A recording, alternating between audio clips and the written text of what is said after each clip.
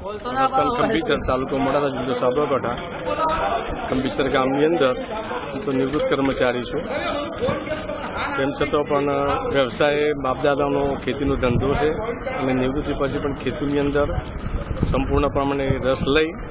અને 2005થી જે કૃષિ મહોત્સવની ઉજવણી ચાલે છે અને એમાં જે તજજ્ઞો દ્વારા જે માર્ગદર્શન આપવામાં આવે છે એ પ્રમાણે ખેતીની અંદર જૂના જે પદ્ધતિથી જે ખેતી કરતા હતા એમાં સુધારા વધારા કરીને આધુનિક ટેકનોલોજીનો ઉપયોગ કરીને જે ખેતી માટેનો પ્રયત્ન કર્યો તો સવિશેષ પહેલી અમે પ્રાયોરિટી ડ્રીપ ઇરિગેશન પદ્ધતિની લીધી અને આજે અમારે સામૂહિક રીતે અમે બધા ભાઈઓનો જે કુવાઓ છે એના ઉપર 100% ડ્રીપથી અમે ખેતી કરી છેલ્લા 5 વર્ષથી અને એમાં પૂરેપૂરી સફળતા મળી છે અને સફળતામાં આર્થિક લાભ પણ થયેલો છે. સાથે સાથે એ સિવાય સુધારેલા બિયારણોનો ઉપયોગ કરવાનું જે માર્ગદર્શન મળે છે એમાં દિવેલા છે, કપાસ છે અથવા તો બીજા જે પાકો છે એની અંદર પણ પાક કેવી રીતે લેવો, ફેરબદલીથી લેવો અને જે ખાતરોનો ઉપયોગ કરવો